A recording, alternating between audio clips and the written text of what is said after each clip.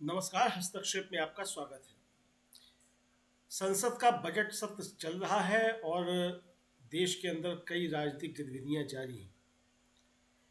देश के अंदर इस समय क्या उठापटक चल रही है, राजनीति किस तरफ जा रही है, सत्ता पक्ष और विपक्ष क्या कर रहे हैं और इनका देश की अर्थव्यवस्था पर, देश की राजनीति पर और समाज पर क्या असर पड़ेगा, इसकी समीक्षा करने के लिए डीवी लाइव पर एक परिचर्चा का आयोजन किया गया। उस परिचर्चा में मैंने भी हिस्सा लिया। तो आइए सुनते हैं उस परिचर्चा के कुछ प्रमुख अंश साभार। यदि आपने हमारा चैनल सब्सक्राइब नहीं किया है तो इसको सब्सक्राइब कर लीजिए। वीडियो को ज़्यादा से ज़्यादा लाइक और शेयर कीजिए और कमेंट करके अपनी राय भी बताइए कि इस वीडियो पर आपकी क्या राय है और आप किस तरीके की परिचर्चा और क्या मुद्दे और चाहते हैं जिन पर आगे चर्चा की जाए। तो आइए सुनते हैं इस परिचर्चा के कुछ प्रमुख अंश साभार। दोस्तों, आज साउथ ब्लॉक में प्रधानमंत्री नरेंद्र मोदी, गृह मंत्री अमित शाह और नेता प्रतिपक्ष राहुल गांधी ने एक अहम बैठक की है। यह बैठक देश में अगले निर्वाचन आयुक्त यानी चीफ इलेक्शन कमिश्नर की नियुक्ति को लेकर हुई। इस बैठक से राहुल गांधी निकल चुके और उनके बाद फिर अमित शाह निकले लेकिन राहुल गांधी ने बैठक में शामिल होकर बतौर नेता प्रतिपक्ष अपना दायित्व भी पूरा कर दिया है। हालांकि इस बैठक को लेकर अपनी नाराजगी वो पहले ही जता चुके थे। जरा इस बयान को दिखाना चाहता हूं जिसमें अभी थोड़ी दिनों पहले संसद में जब लोकसभा में वो भाषण दे रहे थे तो उस भाषण में इस बैठक को लेकर जो बातें उन्होंने कही थी, यानी चीफ इलेक्शन कमिश्नर की नियुक्ति की जो प्रक्रिया है और उसमें 3 लोग जो हैं उनको लेकर जो बातें, यानी 3 जूरी के मेंबर जो हैं उनको लेकर जो बातें राहुल गांधी ने कही थी, बहुत इंपॉर्टेंट बातें थी। जरा सुन लीजिए राहुल गांधी को। चर्चा आगे बढ़ाएंगे। ये विजुअल्स देखिए आप। इस विजुअल में राहुल गांधी निकले मीटिंग से। साउथ ब्लॉक बहुत ही एक महत्वपूर्ण एरिया, आप जानते हैं, यहीं पीएमओ भी है, नॉर्थ ब्लॉक, साउथ ब्लॉक, और यहीं पर मीटिंग, और इस मीटिंग में राहुल गांधी मौजूद थे और नए चीफ इलेक्शन कमिश्नर की नियुक्ति के लिए ये बैठक हुई है। राजीव कुमार आज उनका आखिरी दिन, हालांकि उनको विदाई आज ही दे दी गई है पार्टी वार्टी मना के, और कल आखिरी दिन है 18 तारीख को, और परसों जो कुछ होगा उस पर भी चर्चा करेंगे। पहले राहुल गांधी को सुनिए। Speaker sir, the election commissioner used to be chosen by the prime minister, leader of opposition and the chief justice. Sir, the chief justice was removed from that committee. Why? This is a question, sir. This is a question to the prime minister. Why was the chief justice removed from the committee? Now, in a few days, I'm going to go to the meeting. There's going to be Mr. Amit Shah and Mr. Modi ji, and there's going to be me. 2-1. Why am I even going to the meeting? What is the purpose of me going to the meeting? I'm only going to the meeting to certify what Modi ji and Amit Shah ji are going to say, right? Whereas if the Chief Justice was there, there could be a discussion. Chief Justice and leader of opposition could say, no, we don't agree. So, there seems to be a calculated strategy. Now, just prior to the Lok Sabha, the election commissioner was changed and 2 new election commissioners were placed. Yes.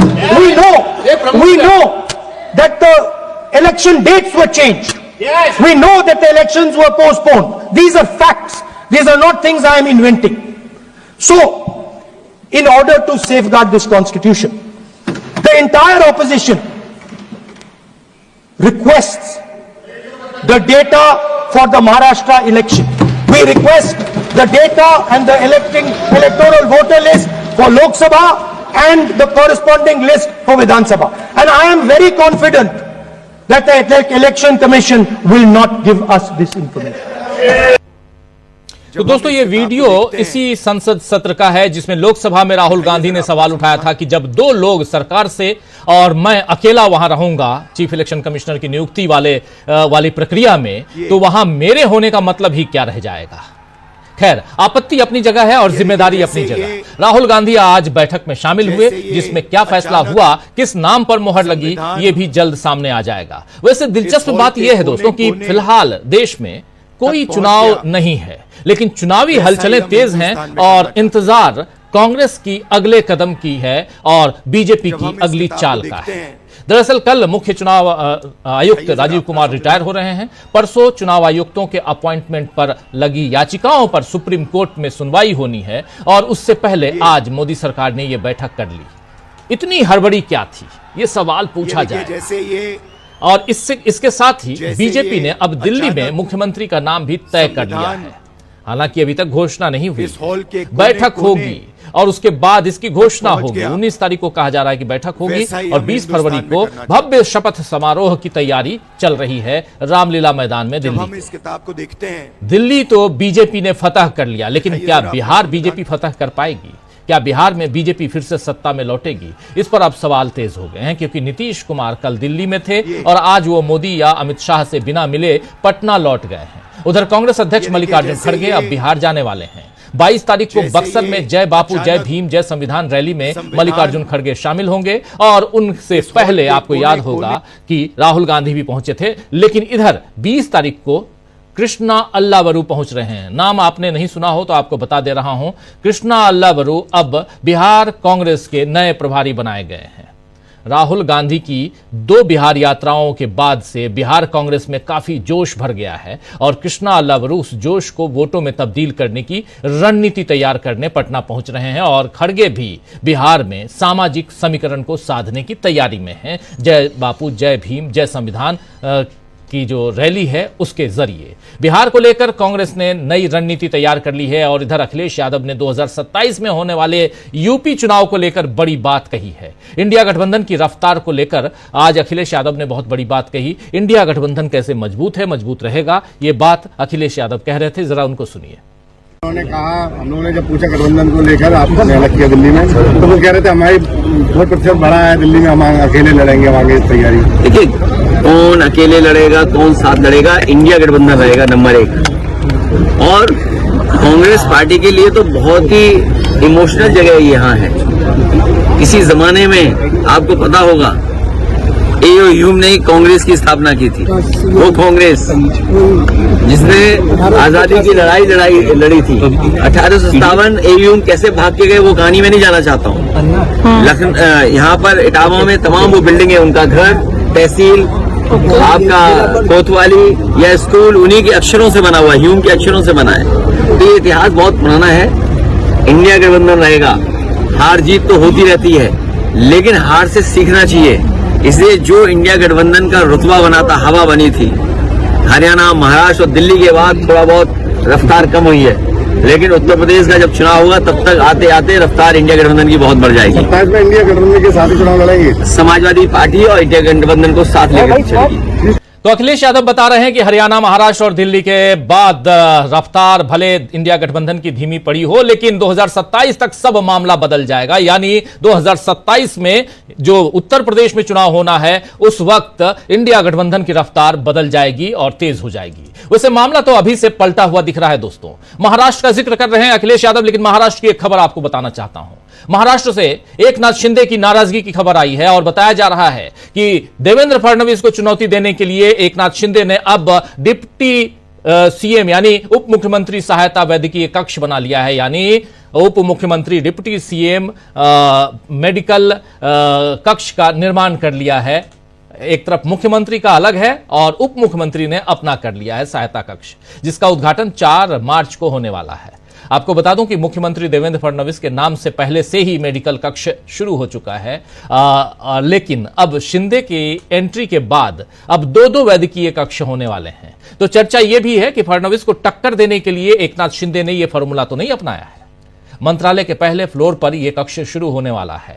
इसी तरह मंत्रालय की 7वीं मंजिल पर मुख्यमंत्री का war room है, जहां महाराष्ट्र के प्रमुख प्रोजेक्ट्स और अहम मुद्दों पर की निगरानी होती है। उसके ठीक पास में ही एकनाथ शिंदे की डिप्टी सीएम कोऑर्डिनेशन कमेटी कक्ष भी बना दिया गया है, जिससे वो भी राज्य की परियोजनाओं की समीक्षा कर सकें। यानी शिंदे कहीं से खुद को देवेंद्र फडणवीस से कमतर नहीं दिखाना चाहते हैं और इन दोनों का ये कोल्ड वार आखिर में बीजेपी को नुकसान पहुंचा सकता है, ये तय मानिए।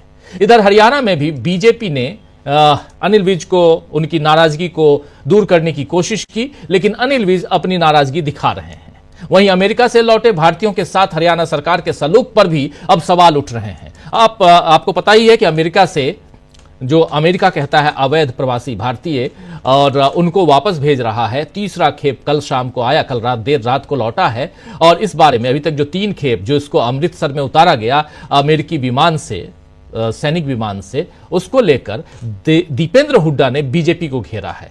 क्या दीपेंद्र हुड्डा अपनी बात रख रहे हैं, लेकिन ये उनके लिए रख रहे हैं जो अमेरिका से लौटे हैं। मोदी के अमेरिका से लौटने के बाद भी जिस तरह 2 विमानों में भारतीयों को हथकड़ियां लगाकर भेजा गया, उससे देश में नाराजगी बढ़ रही है और लोग सवाल उठा रहे हैं कि क्या मोदी ने ट्रंप के आगे पूरी तरह घुटने टेक दिए और भारतीयों के सम्मान की रक्षा करने में नाकाम रहे।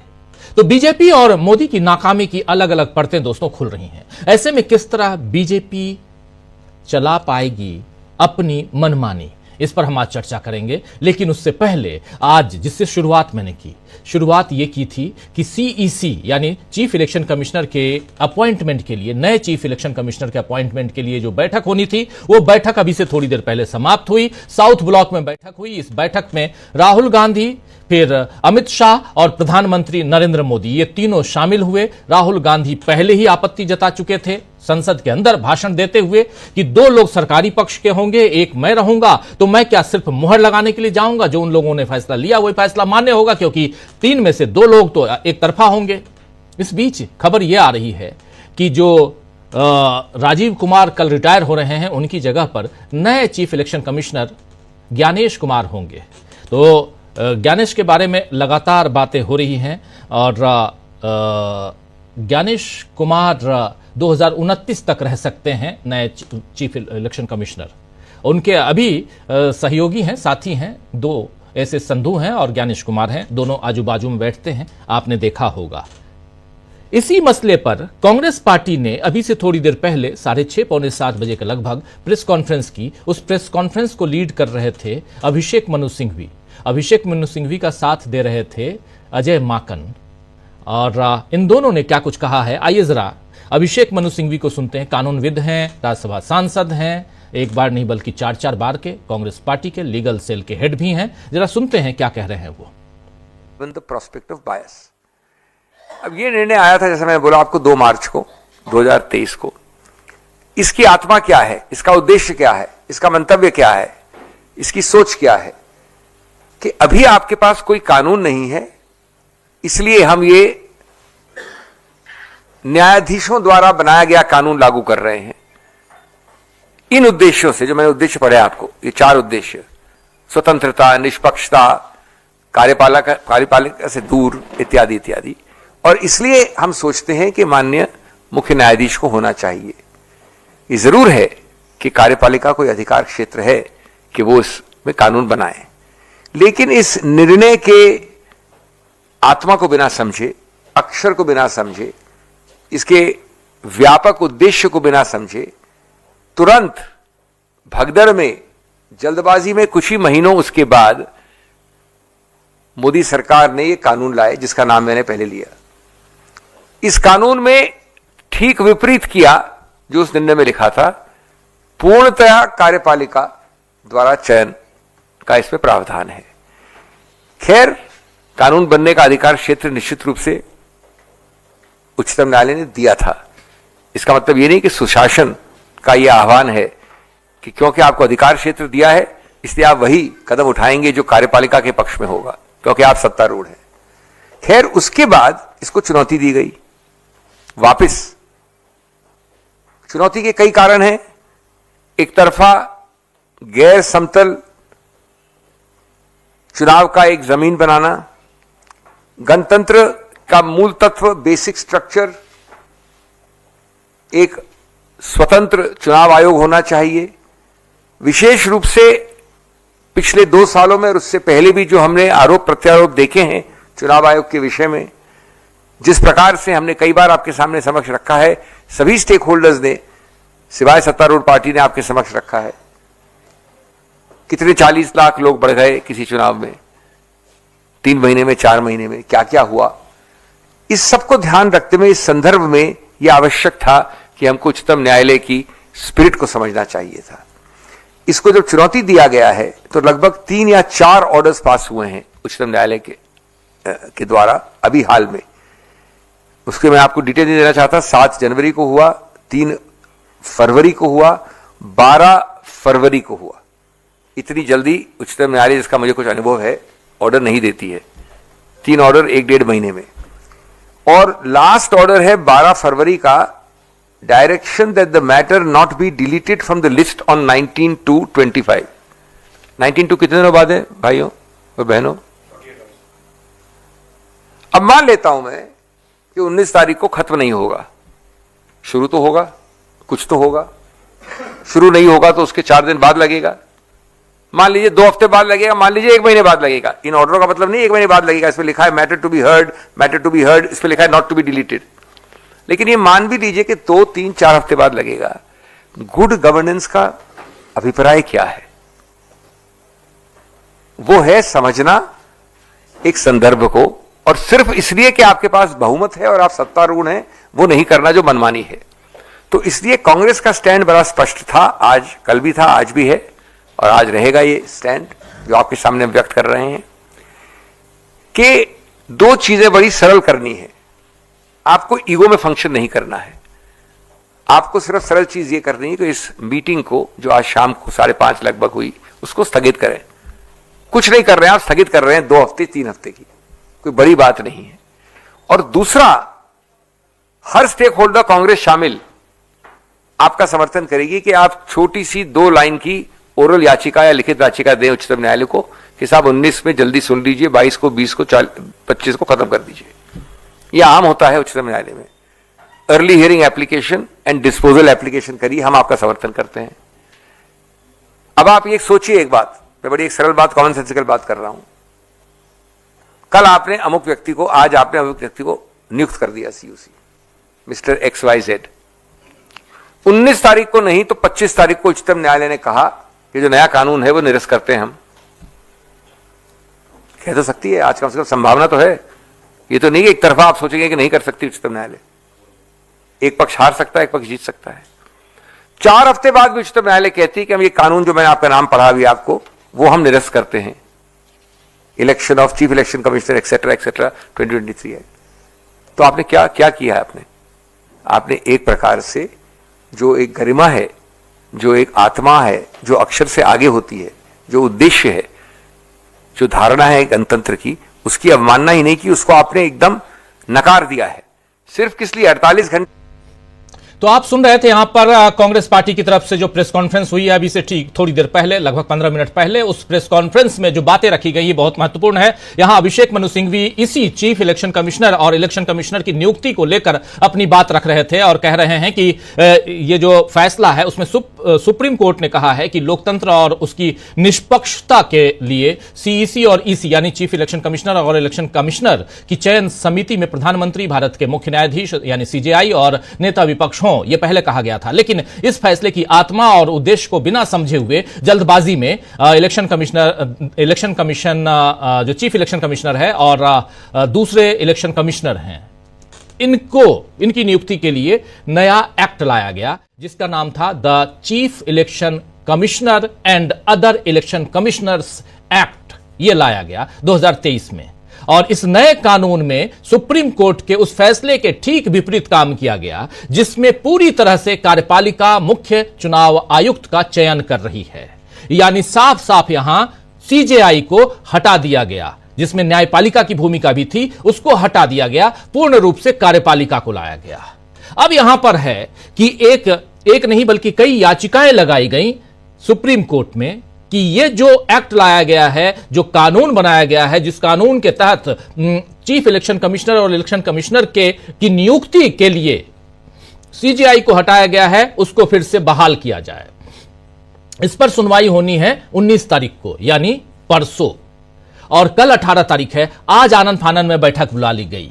यहां कांग्रेस की मांग है कि चूंकि 19 को सुनवाई होनी है, हो सकता है फैसला 19 को ना आए, 25 को आए, 25 को ना आए, हो सकता है फैसला 2-4 सप्ताह बाद आए। लेकिन आज आप जिनको चुन रहे हैं, अगर उनकी नियुक्ति सुप्रीम कोर्ट निरस्त कर देता है, तब आप कहां के रहेंगे?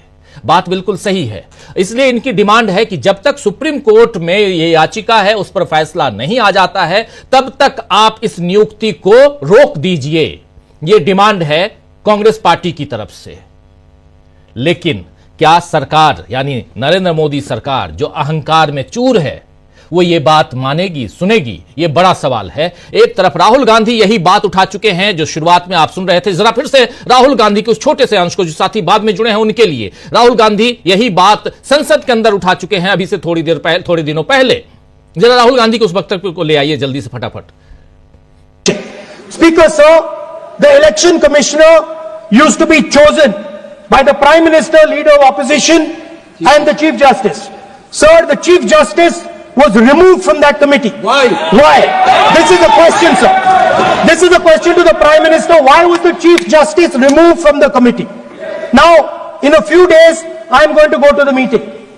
I am going to go to the meeting. There's going to be Mr. Amit Shah and Mr. Modi ji. And there's going to be me. 2-1. Why am I even going to the meeting? What is the purpose of me going to the meeting?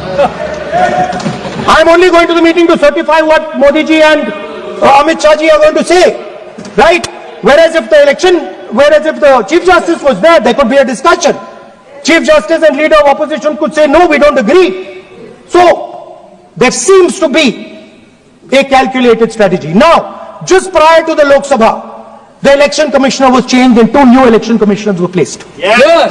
We know that the election dates were changed. Yes. We know that the elections were postponed. These are facts. These are not things I am inventing.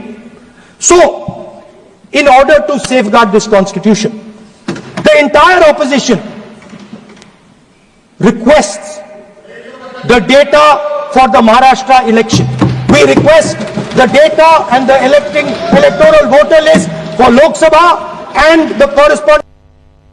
तो सुन रहे थे आप यहां पे राहुल गांधी को साफ साफ वही कह रहे हैं राहुल गांधी की आखिर जब 2 लोग उधर के रहेंगे तो मैं अकेला जाके वहां मोहर लगाने के लिए जाऊंगा क्या? अगर यहां पर इलेक्शन कमिश्नर की नियुक्ति के लिए सीजेआई भी होते तो नेता प्रतिपक्ष और सीजेआई दोनों हो सकता है कि अपोज कर सकते थे किसी नाम पे, लेकिन अब यहां अपोज करने का कोई प्रावधान ही नहीं बनता है क्योंकि मैं अकेला अल्पमत में रहूंगा। और यह बात और इसके साथ साथ चुनाव आयोग में जो कुछ हो रहा है, महाराष्ट्र के डेटा की बात राहुल गांधी कर रहे थे। ये सारी बातें करने के बाद भी हम लोग भी परसों आपको याद होगा कह रहे थे कि राहुल गांधी को जाना चाहिए इस बैठक में, कम से कम अपना विरोध तो दर्ज कराते, नेता प्रतिपक्ष की जो भूमिका है वो पूरा करते, और राहुल गांधी ने वैसा किया। आज राहुल गांधी गए इस बैठक में। उस बैठक में प्रधानमंत्री नरेंद्र मोदी थे, उधर अमित शाह थे और साथ में राहुल गांधी। ये बिल्कुल सही है, वाजिब यही है कि राहुल गांधी ने वहां विरोध जताया होगा जिस नाम पर चर्चा हुई होगी, जिसमें कहा जा रहा है कि ज्ञानेश कुमार का नाम सबसे ऊपर है, उसी नाम पर चर्चा हुई है।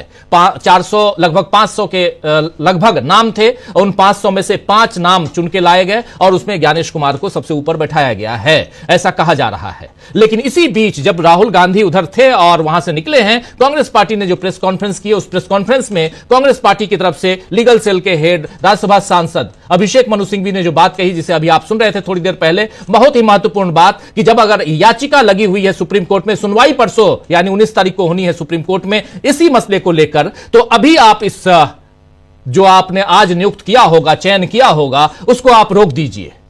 क्या इतना मूल्यों के अनुकूल नहीं है, इससे लोकतंत्र मजबूत नहीं होगा। जी बिल्कुल आप सही कह रहे हैं, इससे लोकतंत्र मजबूत नहीं होगा। और सरकार से डिमांड है कि जब तक सुप्रीम कोर्ट इस पर फैसला न सुना दे तब तक आप मुख्य चुनाव आयुक्त की नियुक्ति मत कीजिए। क्या सरकार मानेगी ये बात? जरा आना चाहता हूं अमलेंदु उपाध्याय जी, आपके विचार भी आगे बढ़ेंगे इस मसले पे, जरा आपके विचार। देखिए राजीव जी, एक तो सरकार नहीं मानेगी किसी भी हाल में, और अगर सरकार को मानना होता तो इतनी हवा तवर में ये बैठक नहीं बुलाई जाती, क्योंकि जब 19 फरवरी को सुनवाई होनी ही है सुप्रीम कोर्ट में, तो आज 17 तारीख को इस बैठक को बुलाने का औचित्य क्या था? और ये बैठक की घोषणा तब हुई जब सुप्रीम कोर्ट जो था 19 तारीख लगा चुका था कि 19 फरवरी को इस पर सुनवाई होगी। यानी सुप्रीम कोर्ट के ये तारीख लगाने के बाद ये बैठक बुलाई गई है राजीव जी। इसका मतलब साफ तौर पे कि सरकार को अपने मन की करनी है, और सरकार ये समझ रही है कि सुप्रीम कोर्ट उसके प्रतिकूल फैसला दे सकता है, क्योंकि सुप्रीम कोर्ट की जो मौखिक टिप्पणियां थी उससे सरकार को यह आभास हो गया कि सुप्रीम कोर्ट इस पर प्रतिकूल आदेश जो है वो सरकार के देगा। इसीलिए इतनी जल्दबाजी में बुलाया गया है ताकि सुप्रीम कोर्ट में खड़े होकर फिर 19 तारीख को कहा जा सके साहब आपका आदेश बाद में आया और हम तो नियुक्ति कर चुके हैं, आपका आदेश 2029 में मानेंगे, और तो 2029 जब आएगा तब फिर कुछ और देखा जाएगा, ये जो है कहा जा सके। लेकिन राजीव जी, हम याद दिलाना ये चाहेंगे कि अभी कोई हफ्ता भर हुआ है जैसे चुनाव आयोग है वो भी एक आयोग है, इसी तरीके से होम्योपैथी कमीशन है वो भी आयोग है। होम्योपैथी कमीशन के चेयरमैन की नियुक्ति की सरकार ने, कोई डॉक्टर अनिल खुराना मुझे ध्यान पड़ रहा है उनका नाम है, और उनके खिलाफ जो थे उनके सहयोगी चले गए सुप्रीम कोर्ट, और सुप्रीम कोर्ट ने उनकी नियुक्ति रद्द की और 1 हफ्ते का समय दिया कि आप 1 हफ्ते में अपना काम निपटाइए और आपकी नियुक्ति अवैध है। सुप्रीम कोर्ट अगर ये फैसला देता है, जैसा कि अभिषेक मनु सिंह भी सवाल उठा रहे थे, और कह देता है सुप्रीम कोर्ट की ये चयन प्रक्रिया गलत है और इस चयन प्रक्रिया पर रोक लगाई जाती है, ऐसी स्थिति में बेइज्जती किसकी होगी? नरेंद्र मोदी की, अमित शाह की, या जो नए मुख्य चुनाव आयुक्त बनेंगे, जो जहां तक संभावनाएं है कि ज्ञानेश कुमार बनेंगे, उनकी किसकी होगी? जाहिर सी बात है कि ये बेइज्जती जो ज्ञानेश कुमार की नहीं होगी, क्योंकि ज्ञानेश कुमार इसमें सीन में बनने के बाद होंगे, लेकिन बनने से पहले जो सीन में होंगे वो नरेंद्र मोदी और अमित शाह होंगे, जिन्होंने इसको नाम को आगे रखा है। राहुल गांधी का निश्चित तौर पर इसमें डिसेंट नोट होगा। अब जैसे 500 नाम बता दिए, राहुल गांधी को दे दिए गए। आपको याद होगा राजीव जी, इससे पहले भी जब था 2 लोगों की जब नियुक्ति होनी थी चुनाव आयुक्तों की, अधीर रंजन चौधरी पहुंचे थे, 180 नाम जो थे पकड़ा दिए गए थे अधीर रंजन चौधरी को, और मालूम पड़ा कि वो 180 नाम को अधीर रंजन चौधरी देखते रहे और मालूम पड़ा ये तो नहीं किया तो कर दी सरकार। आपको लगा या डिसेंट तो आप करते रहिए।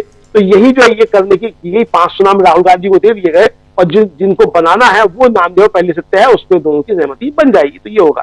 तो राजीव जी, कुल मिला के एक नया संवैधानिक संकट ये सरकार पैदा कर सकती है। और इस बीच राजीव जी, जिस तरीके से पिछले दिनों जगदीप धनखड़ साहब की जो टिप्पणी आई थी, वो आई भले ही थी वो सीबीआई के डायरेक्टर की नियुक्ति के आलोक में, लेकिन उसको राजीव जी समझा यही जा सकता है कि वो मुख्य चुनाव आयुक्त या चुनाव आयुक्तों की नियुक्ति के संबंध में भी वो टिप्पणी थी। क्योंकि उन्होंने कहना था कि जो सरकार के जो रोज के काम है, मतलब उसमें न्यायपालिका हस्तक्षेप कैसे कर सकती है, सीबीआई जो है उस कमेटी का सदस्य कैसे हो सकता है जो सीबीआई चीफ की नियुक्ति करेगा।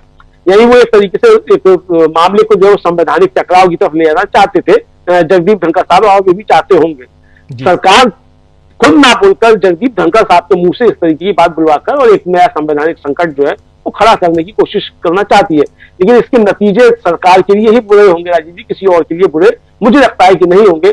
और सरकार को जो है कम से कम ये सोचना चाहिए कि सरकार की शिक्षा लड़ाई हो ही रही है। मान लीजिए अगर ये आप बना भी लेते हैं मुख्य चुनाव आयुक्त, और राजीव कुमार ने जिस तरीके से सरकार के लिए काम किया, आप भले ही ईमानदारी से जीते हो महाराष्ट्र का चुनाव, आपको अगर लगता है, आप भले ही हरियाणा का चुनाव जीते हो ईमानदारी से, आप भले ही ईमानदारी से जीते हो दिल्ली का विधानसभा चुनाव, लेकिन जनता जो है उसके मन में यह है कि राजीव कुमार ने आपको ये तीनों चुनाव और लोकसभा का चुनाव जितवाया है। तो आप इस जो मानसिक जो बन रही है, मतलब जनता के मन में जो भावना बन रही है, उसको आप कैसे दूर करेंगे? तो ये सरकार के हित में भी अच्छा होता कि वो रुकती सुप्रीम कोर्ट के फैसले का इंतजार करती। जरूरी नहीं कि सुप्रीम कोर्ट जो है वो आपके खिलाफ ही फैसला दे, हो सकता है कि आपके जो पास किया उसको सुप्रीम कोर्ट मान लेता, उसी को रखता। लेकिन अगर आपने ये किया है तो इसका मतलब ये है कि आपको ये डर है, मतलब सरकार को डर है कि सुप्रीम कोर्ट आपके खिलाफ फैसला देने वाला है, क्योंकि सरकार की नीयत जो है वो साफ तौर पर आ गई है कि सरकार जो है वो अपना एक रबर स्टाम्प मुख्य चुनाव आयोग को बनाना चाहती है।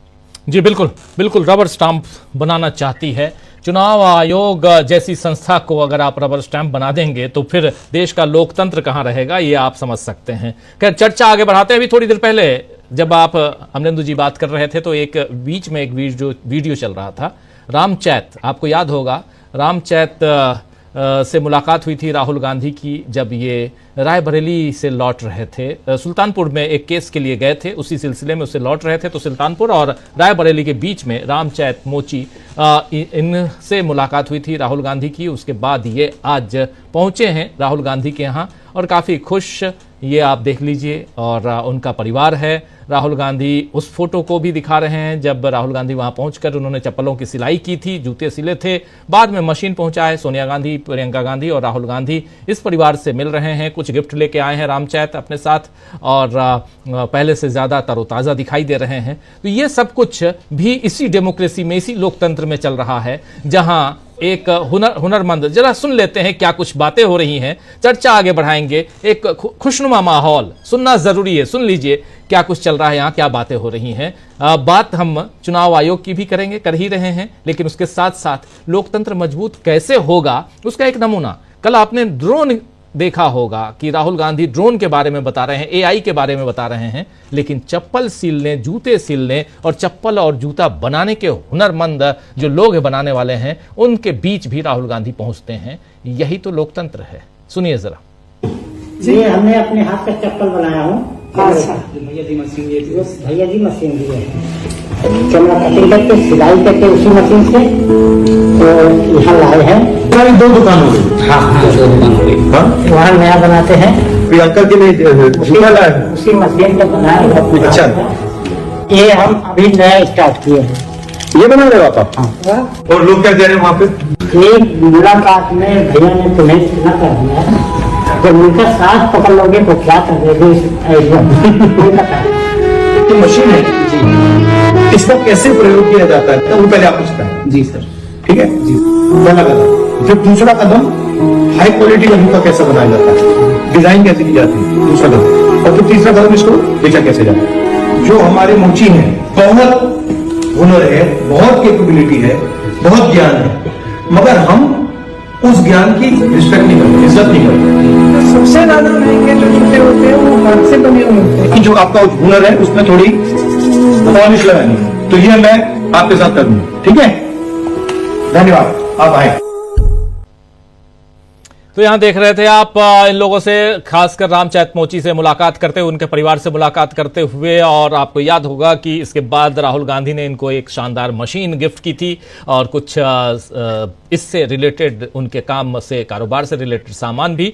और उसके बाद अब इनके घर पे, राहुल गांधी के घर पे मुलाकात की, इनका पूरा परिवार आया और बातचीत का एक छोटा सा वीडियो इन्होंने शेयर किया है। ये भी एक लोकतंत्र है। जरा आना चाहता हूं प्रशांत टंडन जी, पिछले 2-2.5 साल में राहुल गांधी बहुआयामी राजनीति करते हुए नजर आए हैं, अलग अलग मल्टी डाइवर्सनल जो कहते हैं।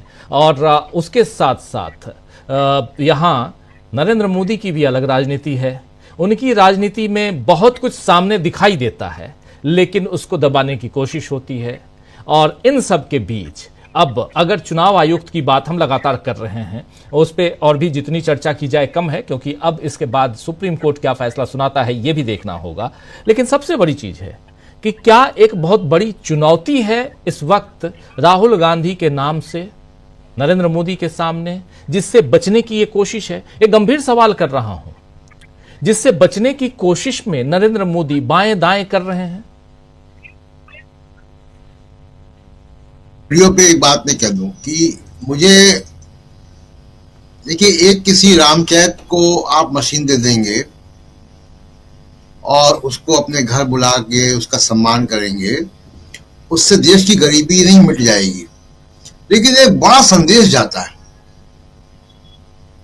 और खासकर तब जब भारत के समाज में जाति जो है एक बड़ा धब्बा है, दाग है, और उस समाज में अगर आप अपने ड्राइंग रूम में उसको बैठा रहे हैं, अपने हाथ से उसकी बनाई हुई चप्पल देख रहे हैं, तो एक बड़ा संदेश जाता है जो सदियों से समाज के हाशिए पे समाज रहा है, उसको बहुत बड़ा हौसला मिलता है। और सबसे इंपॉर्टेंट बात राजीव जी ये है कि ये जो जिसको सदियों से रखा गया समाज के हाशिए पे, जिसके गांव में मोहल्ले अलग, कुएं अलग, मंदिर अलग, वो समाज के पास हुनर है, स्किल है। वो स्किल कौन सा ट्रेनिंग कॉलेज होगा राजीव जी जो इतनी बढ़िया चप्पल या जूता जैसा दिख रहा है वीडियो में वो बना पाएगा? ये स्किल है, और स्किल का जो सम्मान है वो इम्पोर्टेंट है। तो एक बड़ा संदेश जाता है। एक व्यक्ति को, किसी एक सब्जी वाले को आप बुला के खाना खिला देंगे, उससे 147 करोड़ लोगों की भूख नहीं मिट जाएगी, लेकिन एक इम्पॉर्टेंट संदेश जाता है। और हमारे राजनेताओं को ये करना चाहिए। ये जो कैमरों के सामने स्टील के नए बर्तन में लोग खाना खा के फोटो खिंचाते हैं, उनके लिए संदेश है। दूसरी एक बात मैं सोच रहा था जब ये वीडियो चल रहा था कि नरेंद्र मोदी साहब को 11 साल हो गए प्रधानमंत्री बने हुए, लगभग इतना ही समय उनका गुजरात के मुख्यमंत्री के तौर पर बीता है। एक भी कोई कहानी ऐसी है आपको नहीं मिलेगी। तो राजनेता के व्यवहार में करुणा होनी चाहिए। मुझे तो नहीं दिखाई देती। केवल ट्वीट करके नहीं, ऐसा कभी नरेंद्र मोदी किसी मणिपुर नहीं गए फॉर एग्जाम्पल जी। मुझे उम्मीद है कि शायद अमेरिका से आने के बाद जाते हैं, लेकिन अभी तक नहीं गए, इंतजार रहेगा। तो करुणा जो है वो राजनीति में, समाज में, परिवार में एक ह्यूमन ट्रेट है। बिना करुणा के जो व्यक्ति है वो उसको क्या कहा जाएगा। तो नरेंद्र मोदी जी ने कभी करुणा का प्रदर्शन नहीं किया, ये इंपॉर्टेंट बात है यहाँ पे। दूसरी बात जो दो बातें और मैं रखना चाहता हूं कि एक, कल रात में हम लोगों ने चर्चा भी की थी कि अमेरिका से लोग ले आए गए फिर हथकड़ी बेड़ी में बांध के। जो मीडिया की कुछ खबरें पढ़ी वो बड़ी दुखदाई हैं कि कुछ सिखों की पगड़ियां भी उतारी गई जी। बहुत यातनापूर्ण तरीके से उनको वहां पे रखा गया। कितना कमजोर प्रधानमंत्री साबित होता हमारे देश का कि ये हवाई जहाज वहां से तब उड़ा जब प्रधानमंत्री मोदी उसी जमीन पर थे, वहां के सबसे ताकतवर व्यक्ति के साथ थे, पर्सनल फ्रेंड कर रहा, वो इनकी तारीफ कर रहा, आप उनकी तारीफ कर रहे हैं, और वो आपके व्यक्तियों को हथकड़ी बेड़ी में बांधकर उनकी पगड़ियां उतारकर भेज रहा है आपके सामने। और उसमें भी एक चौंकाने वाली बात जो है, जो मैं चाहता हूं कि ये सरकार की तरफ से सफाई आए। 2 बार भारत की जमीन पर पाकिस्तान से सटे हुए इलाके में अमेरिका का वायुसेना का जहाज उतर जाता है। क्या उसने भारत से पूछा? मैं एक याद दिलाना चाहता हूं कि नरेंद्र मोदी साहब ने अमेरिका के साथ एक फाउंडेशन एग्रीमेंट साइन किए बराक ओबामा के समय। माय फ्रेंड बराक ओबामा के समय जो एग्रीमेंट साइन हुए उसमें एक एग्रीमेंट है LSA, लॉजिस्टिक शेयरिंग एग्रीमेंट। वो लॉजिस्टिक शेयरिंग एग्रीमेंट ये कहता है कि अमेरिका को अपना सैनिक हवाई जहाज उतारने के लिए पूछना नहीं है भारत से, बिना पूछे वो उतार सकता है। केवल उसको ATC को इन्फॉर्म करना है कि रनवे का लैंडिंग का परमिशन दो। तो ये भारत की संप्रभुता के लिए, भारत की सॉवरेनिटी के लिए एक बड़ा सवाल खड़ा होता है कि आपके नागरिक हथकड़ी बेड़ी में पगड़ियां उतार के लाए जा रहे हैं। मिलिट्री हवाई जहाज पाकिस्तान के बॉर्डर के 15 किलोमीटर 20 किलोमीटर दूरी पर उतर रहा है और आपसे बगैर पूछे उतर रहा है। सरकार को, देश की जनता को स्पष्टीकरण इसके लिए देना चाहिए। दूसरा एक सवाल जो कि जो भगदड़ मची रेलवे स्टेशन में दिल्ली में, सवाल उठता है कौन भेज रहा है इन लोगों को? इतने हजारों लाखों लोग क्यों जा रहे हैं? कौन से कोई पॉलिटिकल प्रोजेक्ट है ये कि लोगों को संदेश में ऐसा भेजो? क्योंकि मैं एक छोटा सा वीडियो क्लिप देख रहा था उसका, कोई जिसमें रेलवे के अधिकारी पूछ रहे हैं कि तुमको किसने कहा विदाउट टिकट जाने को? तो एक ग्रामीण महिला जवाब दे रही, नरेंद्र मोदी जी ने कहा। तो और उसको बाकी लोग भी कह रहे हैं। इसका मतलब है कि कोई ना कोई ऐसे संदेश जो है बड़ी संख्या में इंडस्ट्रियल लेवल पे भेजे गए हैं। इसकी भी जांच होनी चाहिए कि कैसे ये लोगों को भेजा जा रहा है जबरदस्ती। जी राजीव, बिल्कुल बिल्कुल आप सही कह रहे हैं कि आखिर कैसे भेजा जा रहा है जबरदस्ती। ये अवैध कह के जो भारतीयों को वहां से भेजा जा रहा है उसकी बात कर रहे हैं प्रशांत टंडन जी, लेकिन उनको अभी भी हथकड़ियां डालकर अगर लाया जा रहा है, पैरों में जंजीरें डाली जा रही हैं, तो आखिर ऐसा क्यों हो रहा है? ये एक बड़ा सवाल है। इन सवालों का जवाब नरेंद्र मोदी को और उनकी सरकार को देना चाहिए। हालांकि संसद के दोनों सदनों में एस जयशंकर जो विदेश मंत्री हैं उन्होंने जवाब दिया है और जवाब में उन्होंने कहा है कि 2012 का जो रूल है अमेरिका का, उस रूल का हम पालन कर रहे हैं और उस हिसाब से उनको जंजीरों में लाया जा रहा है। लेकिन जब वेनेजुएला और दूसरे देशों के नागरिक भी वहां से अगर डिपोर्ट किए जा रहे हैं तो उनके साथ तो ऐसा नहीं हो रहा है, तो आखिर भारत के साथ ऐसा क्यों हो रहा है? ये एक बड़ा सवाल है। इस सवाल का जवाब नरेंद्र मोदी को और उनकी सरकार को देना चाहिए। लेकिन इन सबके बीच एक तरफ राहुल गांधी की राजनीति, दूसरी तरफ नरेंद्र मोदी की राजनीति। नरेंद्र मोदी की राजनीति कई बार एक्सपोज होती रही है, लेकिन फिर भी नरेंद्र मोदी सत्ता पर काबिज हैं। नीतीश कुमार पटना से दिल्ली आते हैं बिना मिले हुए, और एक नहीं बल्कि 3 बार ऐसी घटना हो गई कि बिना मिले हुए वापस जाते हैं। जरा धनंजय जी आपसे मैं पूछना चाहता हूं, कि आखिर नीतीश बाबू के साथ चल क्या रहा है? कौन सा गेम चल रहा है? कोई गेम नहीं चल रहा है। देखिए, नीतीश कुमार अब जो है वो स्थिति में नहीं है जब गेम कर सके। हालांकि लालू प्रसाद जी ने जो कहा वो कह करके उन्होंने सनसनी फैला दी और बीजेपी के कान खड़े कर दिए। लेकिन बीजेपी को ये पता है कि आसान नहीं है उनके लिए क्षमा करेंगे, आसान नहीं है उनके लिए नीतीश कुमार के कंधे पर चढ़ करके अब फतह कर पाना बिहार। उसकी दो बड़ी वजह हैं। एक तो नीतीश कुमार को इन्होंने ही बदनाम किया, दिमाग खराब है, बीजेपी ने किया, किसी और ने नहीं किया, और कहा कि उनका दिमाग नहीं काम कर रहा है तो फलाना हो रहा है तो ढिमाका हो रहा है। एक दूसरा एक महत्वपूर्ण जो नीतीश कुमार का जो शौर्य था, जो नुकीला वाला भाग था, वो था सामाजिक न्याय का। जाति गणना जब करवाई थी तो बड़ा तेज चमक उनकी जो है उभरी थी देश के सामने। नीतीश कुमार ने जाति गणना करा करके बतला दिया कि सामाजिक न्याय कैसे होता है। आप याद कीजिए, इंडिया गठबंधन उस समय बना था और कितना उसका कितनी चर्चा थी उसकी। लेकिन जब हाईकोर्ट में उस पर रोक लग गई, जो आरक्षण का प्रतिशत बढ़ाया गया, 65% किया गया, और उसके बाद जो है रोक लग गई, सुप्रीम कोर्ट ने स्टे देने से मना कर दिया चूंकि वो संवैधानिक नहीं है। और संविधान में 9वीं अनुसूची में जैसे तमिलनाडु में व्यवस्था है वैसी व्यवस्था बिहार के लिए की जा सकती थी, जो नरेंद्र मोदी जी ने नहीं की। लेकिन नरेंद्र मोदी जी ने एक और ठगा क्या बिहार के ओबीसी समाज को कि ईबीसी उसी समय लागू करवा दिया। ईबीसी लागू कर दिया नीतीश कुमार। बिहार में पहले ईबीसी नहीं चल रहा, ईडब्ल्यूसी नहीं चल रहा था, इकोनॉमिक वीकर सेक्शन, जो सवर्णों के लिए आरक्षण है 10%, उसमें जो है लागू करवा लिया।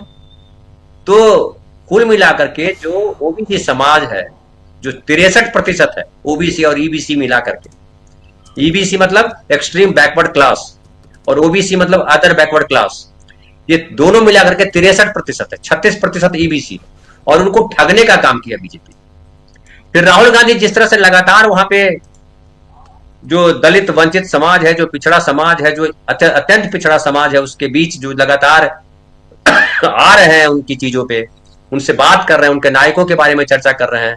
आपको याद होगा कि एक प्रोग्राम में पटना में उन्होंने जो है ईबीसी के सवाल सुने।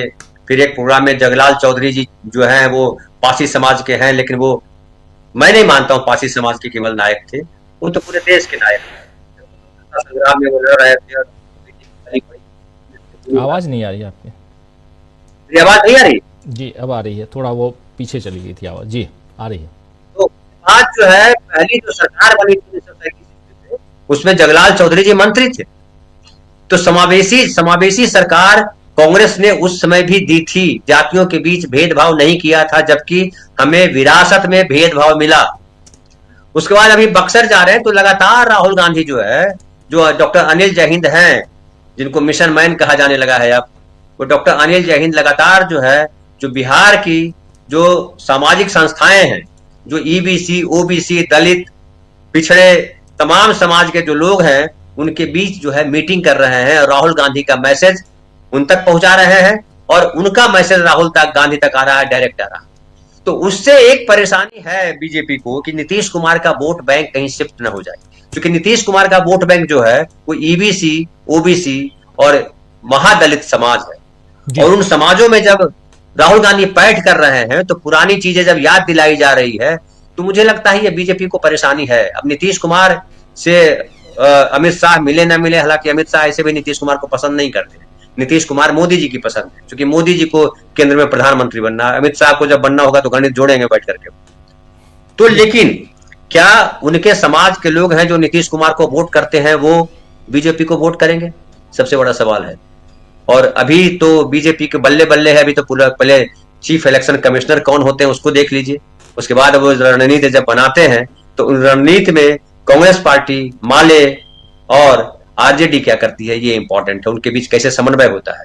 क्या वो कांग्रेस पार्टी को पीछे बिठाते हैं कि भैया आप बैक सीट पर बैठो, या साथ में बिठाते हैं, ये बड़ा महत्वपूर्ण है। जी बिल्कुल आप सही कह रहे हैं। कांग्रेस पार्टी को बैकफुट पे बैठाते हैं, बैक सीट पे बैठाते हैं, माफी चाहूंगा, या आगे बैठाते हैं, ये देखना होगा। लेकिन 243 सीटों वाली विधानसभा बिहार की, उस विधानसभा के लिए अभी लड़ाई शुरू होगी। उससे पहले एक लड़ाई जो चल रही है वो सीईसी और ईसी के लिए, यानी चीफ इलेक्शन कमिश्नर और इलेक्शन कमिश्नर के लिए जो चल रही है लड़ाई, वो कहां तक जाती है ये भी देखना होगा। लेकिन एक बात तो माना जाए डॉक्टर प्रकाश हिंदुस्तानी जी कि क्या यहां पर चीफ इलेक्शन कमिश्नर यानी राजीव कुमार जो कल रिटायर हो रहे हैं, उनको पूरी तरह से एक्सपोज करने में राहुल गांधी ने सफलता हासिल कर ली। राहुल गांधी का नाम इसलिए कह रहा हूं क्योंकि वो संसद के अंदर, संसद के बाहर, दोनों जगह खुले तौर पर अकेला एक राजनेता है जो बोलता रहा।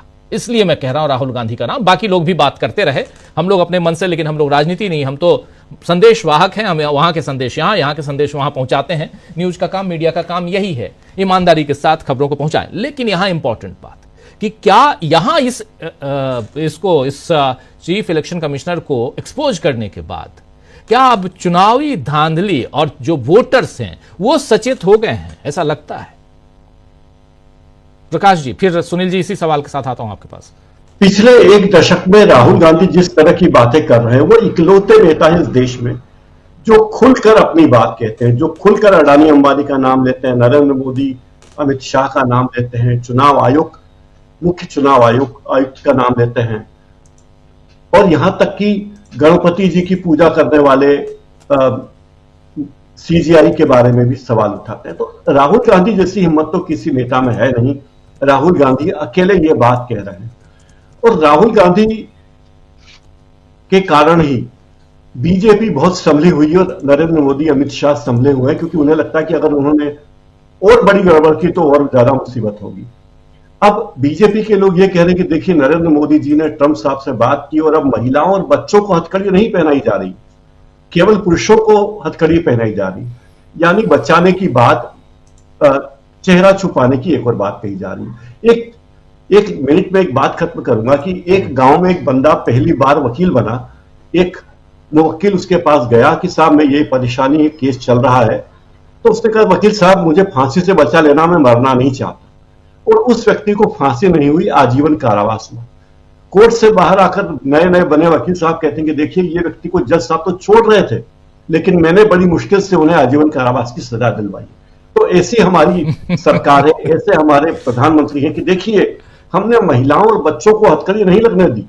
यानी हम चाहते तो, यदि सरकार चाहती तो क्या यह संभव था कि ऐसा अमेरिका कर पाता? अमेरिका का कानून 2012 की आप बात कर रहे हैं, अमेरिका का कानून अमेरिका अपने देश में रखे, भारत में भारत का कानून लागू होगा, यह बात बताए, लेकिन ये कहने के लिए हम तैयार नहीं है।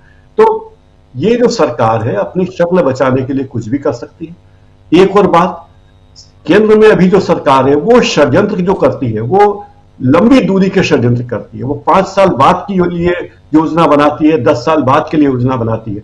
तत्कालिक गड़बड़ियां तो वो करती ही है, तत्कालिक धांधली तो करती ही है, लेकिन उसकी योजनाएं बहुत लंबी होती हैं। तो इससे भी विपक्ष को सावधान रहने की जरूरत है। राहुल गांधी ने जो खुलेपन से जो बात कही उसे लोगों का समर्थन मिलेगा, लेकिन दुर्भाग्य से हमारा जो मीडिया है, मीडिया का एक बड़ा तबका है, वो इसे प्रचारित प्रसारित नहीं कर रहा है।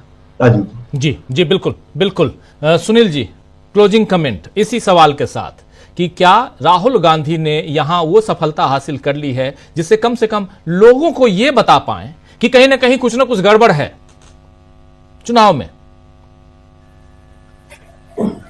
राहुल गांधी ने सरकार के ऊपर अपनी आलोचनाओं को व्यक्तियों तक सीमित नहीं रखा। उन्होंने सरकार की आलोचनाओं, सरकार से जुड़े हुए लोगों या सरकार के कामकाज की जो आलोचना की है उसको वैचारिक पृष्ठभूमि दी है। यह महत्वपूर्ण है। आप व्यक्ति की आलोचना करके सरकार के खिलाफ माहौल नहीं बना सकते।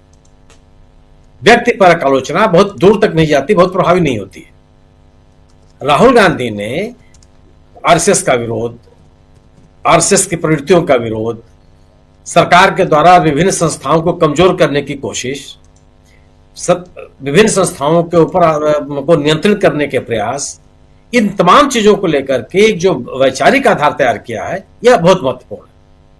और इस जो वैचारिक आधार है इससे उन लोगों को अपनी तरफ आकर्षित करने में उनको उन्होंने सफलता मिली है जो भारतीय जनता पार्टी या संघ की कार्यशैली से किसी तरह से सहमत नहीं होना चाहते।